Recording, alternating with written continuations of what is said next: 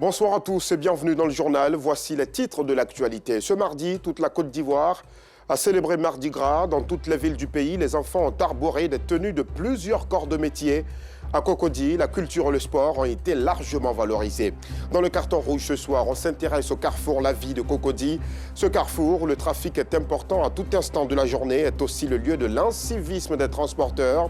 Les chauffeurs de minicars et de taxis communaux stationnent partout sans aucun respect des règles de conduite. La colère de la rédaction au cours de ce journal. Voilà pour le sommaire, vous êtes sur RTI2 et c'est tant mieux. Entamons cette édition par la célébration de Mardi Gras. La journée a été rythmée partout dans le pays par des célébrations de diverses natures. Les enfants ont porté des tenues de divers corps de métier. Les élèves du Centre de protection de la petite enfance de l'INFES de Cocody et ceux de l'école maternelle méthodiste John Wesley d'Angré n'en sont pas restés en marge. Ils ont célébré cette fête catholique autour de la culture et du sport, comme nous le montre Georgette Ido Fofana. Les peuples de Côte d'Ivoire étaient à l'honneur à l'occasion de la célébration du Mardi Gras au Centre de protection de la petite enfance pilote de l'INFS, Institut national de formation sociale dans la commune de Cocody.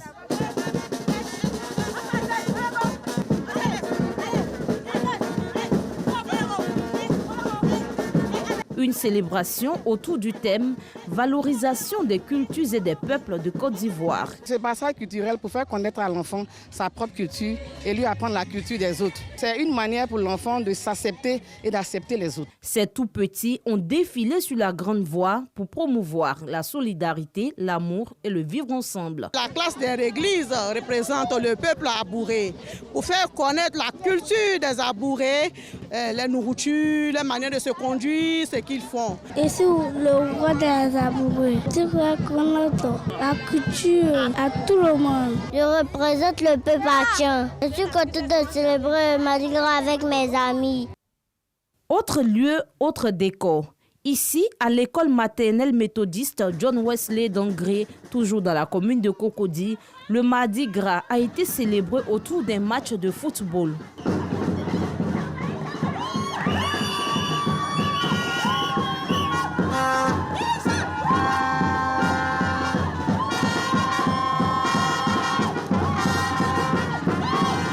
Après 5 minutes de jeu serré entre les enfants de la petite section et ceux de la moyenne section, les plus grands remportent la partie à l'étape des tirs au but.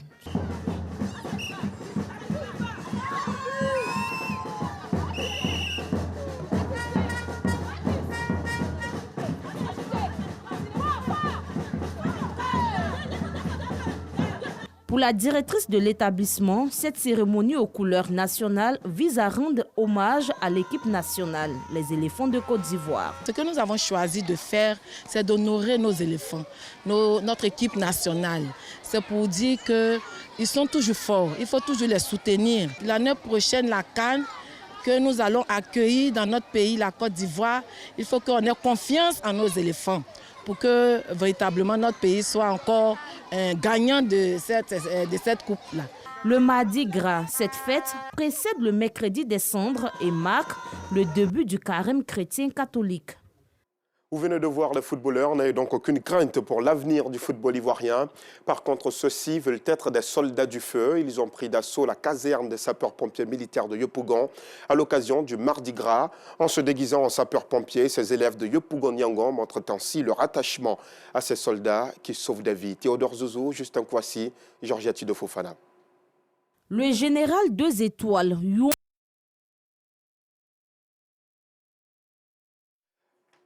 Problème technique ou tout simplement les dieux de la technique nous jouent quelques petits tours ce soir.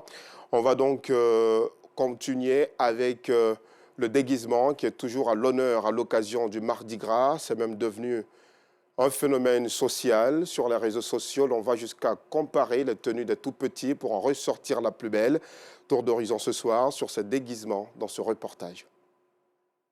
Le général 2 étoiles, Yuan Lu, donne des ordres à ses troupes.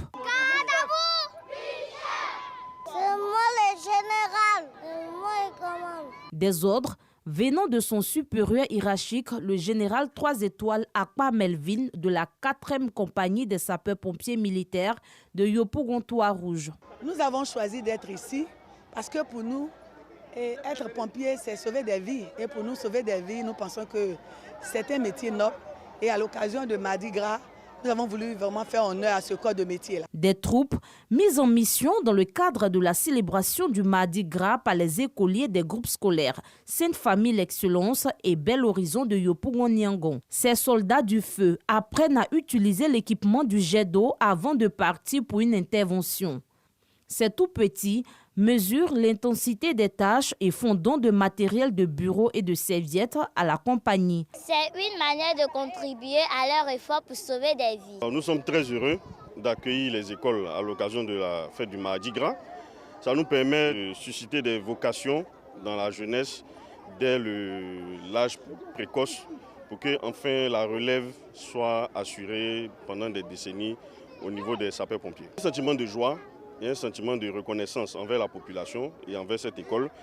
Ce matériel nous permettra de travailler, de permettre d'améliorer nos capacités.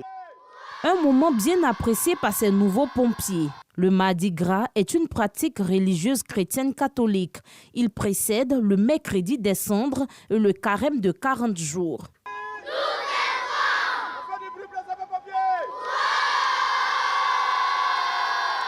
Vous venez plutôt de voir ces enfants de 2 écoles de Yopougon-Niangon qui se sont déguisés en sapeurs-pompiers.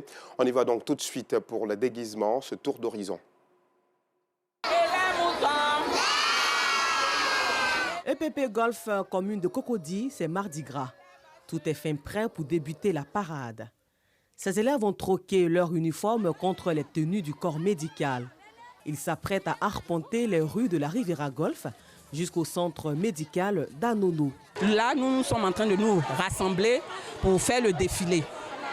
Et les enfants sont vêtus en costume médical. Nous allons faire une visite à l'hôpital d'Anono et ensemble avec les agents de santé, nous allons nous réjouir de ce jour de Mardi Gras. Dans les rues du district autonome d'Abidjan, ce mardi matin, place au déguisement de toutes sortes.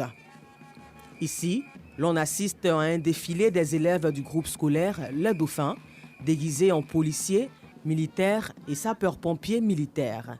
C'est une journée festive pour les enfants.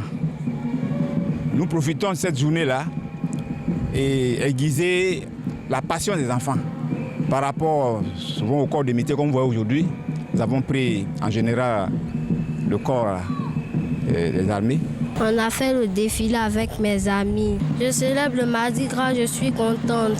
Maman m'a habillée en sapeur-pompier militaire. Mardi Gras est aussi célébré au centre de rééducation Saint-Padre Pio à Angré dans la commune de Cocody. Ces enfants en situation de handicap n'ont pas faim leur joie. Ils ont à leur côté parents et personnel administratif du centre de rééducation. Ils étaient tous en joie, ils ont bien défilé avec les pancartes, avec les situations pour montrer à tout le monde qu'eux aussi, ils ont droit au bonheur, ils ont droit à la joie. Moi, ma fille, ça fait 2 ans maintenant qu'elle est ici. Elle était beaucoup agitée, mais j'ai constaté que là, elle peut se mettre en file, suivre un groupe, sans bouger. Donc ça m'a fait plaisir de le voir. Il n'y a pas de mots pour définir, pour décrire ce que nous avons vécu aujourd'hui avec les enfants. Pour ce que je peux dire, il faut vivre pour voir ce que ça fait. Parce que c'est plus qu'un baume au cœur de voir ces enfants dans la joie, en train de s'amuser, de se réjouir. Pour le responsable de l'établissement, cette célébration revêt d'une grande importance. Souvent, les enfants en situation de handicap vraiment sont marginalisés. Alors nous avons souhaité organiser vraiment cette fête pour montrer au monde entier que malgré l'handicap, ces enfants-là aussi vraiment souhaiteraient vraiment être en joie et montrer également leur savoir-faire. Le Mardi Gras annonce le carême chrétien et après, la fête de la Pâque qui aura lieu dans 47 jours. Allez, nous sommes mardi, comme tous les mardis, place au carton rouge.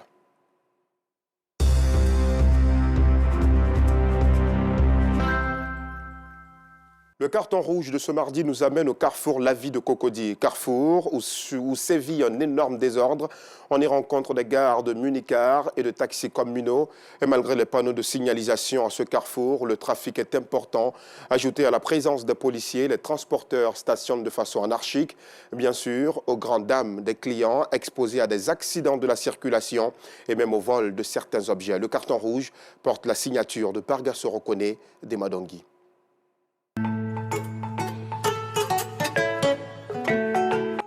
Des demi-tours interdits enchaînés à longueur de journée et cela sans gêne et sans inquiétude.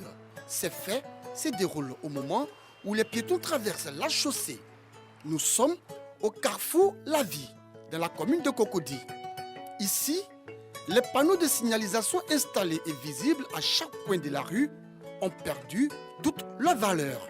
Hélas, 1000 fois hélas.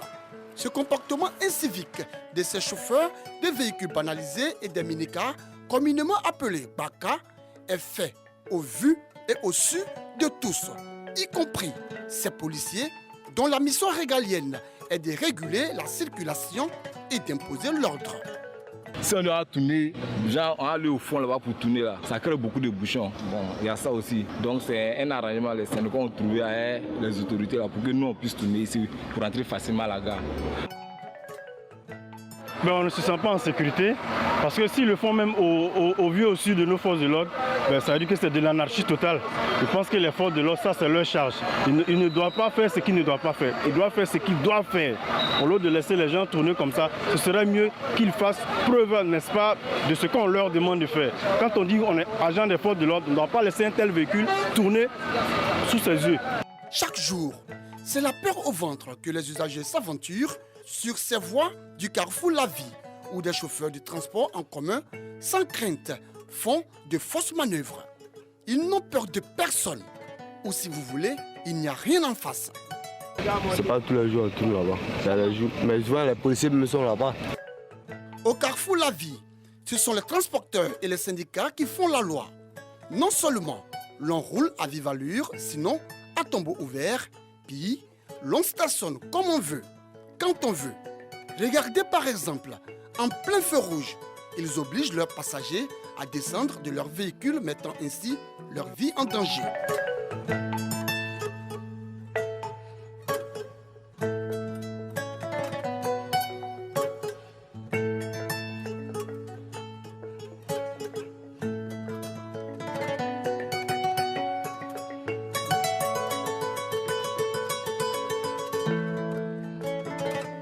C'est là on a l'habitude de garer pour pouvoir faire descendre les gens, on ne peut pas faire autrement.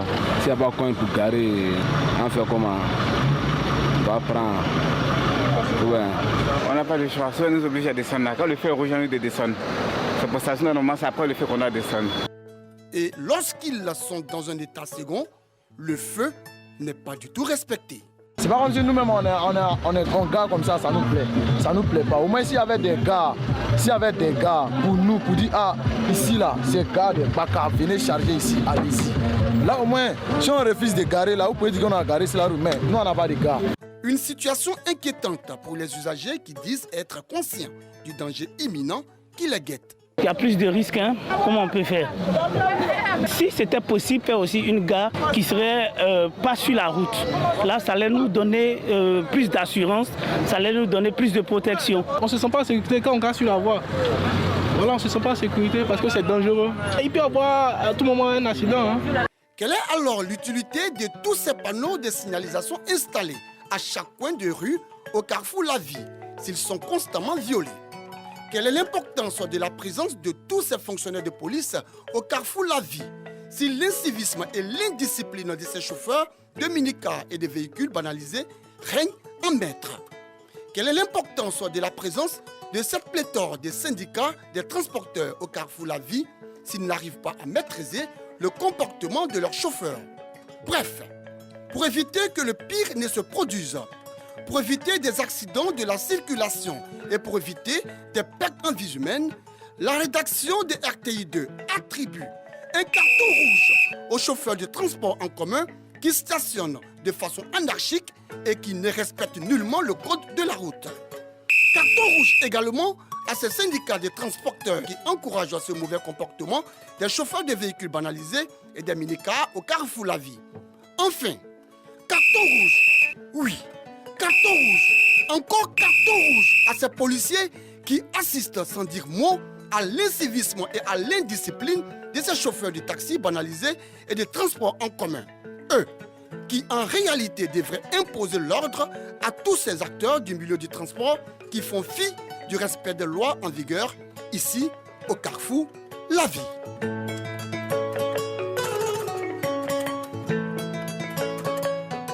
Oui, mon très cher Pargasso reconnaît des Madongui, ce sont des cartons rouges totalement mérités. Dans un autre chapitre, le monde entier célèbre aujourd'hui, 21 février, la journée internationale de la langue maternelle. Une célébration autour du thème « L'éducation multilingue, une nécessité pour transformer l'éducation ». Notre équipe de reportage, conduite par Georgette Ido Fofana, s'est rendue à l'Académie ivoirienne des langues maternelles dans la commune de Cocody, où l'on apprend à écrire et parler plusieurs langues. Académie ivoirienne des langues maternelles au quartier Maou dans la commune de Cocody.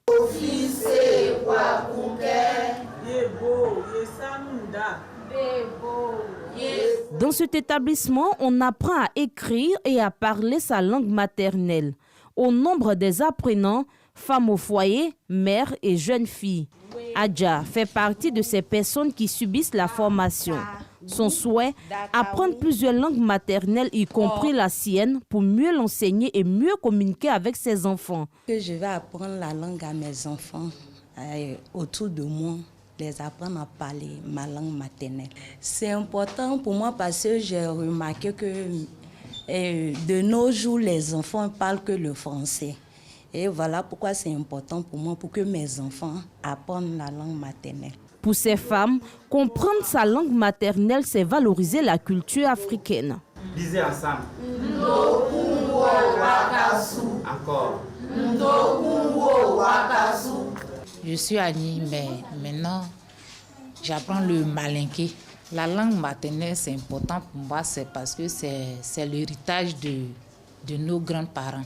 Ici, plus de 15 langues maternelles sont dispensées selon un emploi du temps bien défini. Aujourd'hui, au programme, nous avons Djoula, Malinké et Baoulé. L'apprentissage se passe bien. Il y a d'autres, ce n'est pas leur langue maternelle. Il y en a, c'est leur langue maternelle.